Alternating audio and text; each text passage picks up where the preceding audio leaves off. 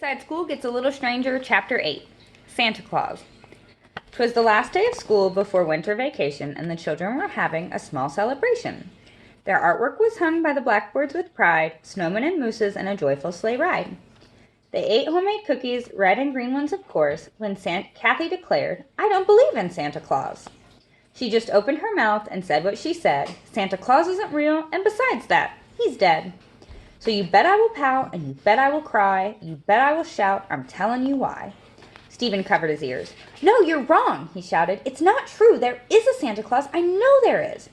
"Ho, ho, ho," laughed Kathy. "Kathy's just saying that because she never gets any presents," said Jason. "All she ever gets is a lump of coal," said Rondi.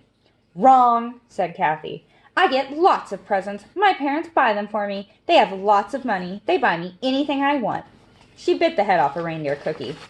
"The only thing that matters is how rich your parents are. If they have lots of money, then you'll get lots of good presents. If they're poor, then you'll just get a few crummy presents."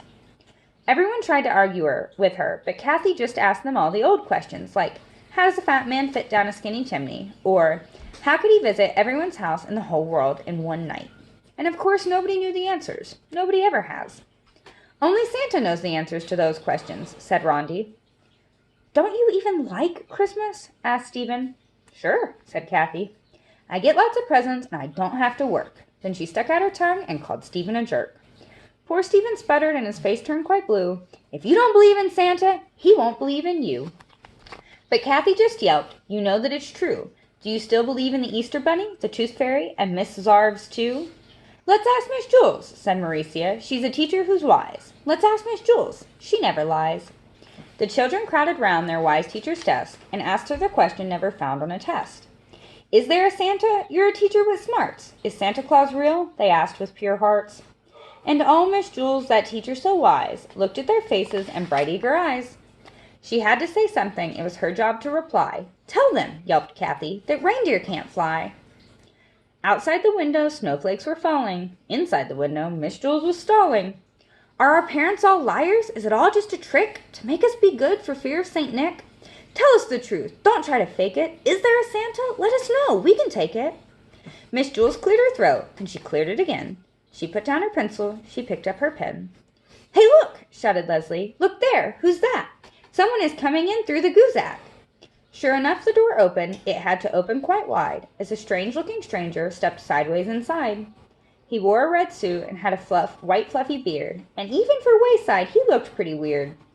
His fat belly shook like a bowl full of jello. There was no doubt about it. They knew that fellow.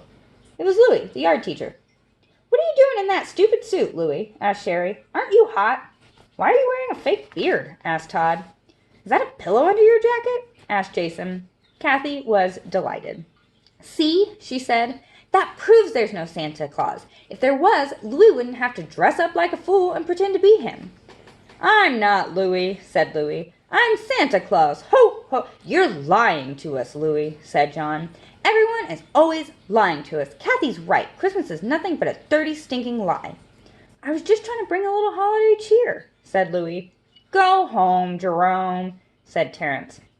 "Now that's no way to talk to Louie," said Miss Jules. "Louie is one of Santa's special helpers." "Really, Louie?" asked Dee Dee. Louie looked at Miss Jules. "That's right," he said.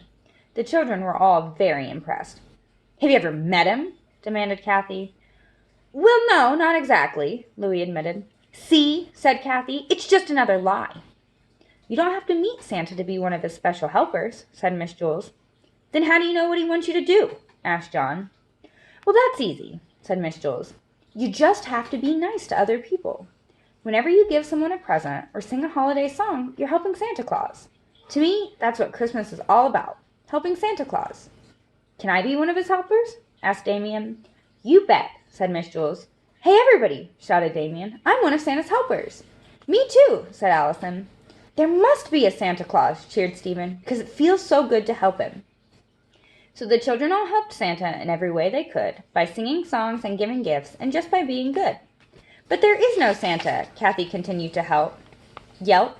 "Well, if that's the case," said Miss Jules, "he must really need our help."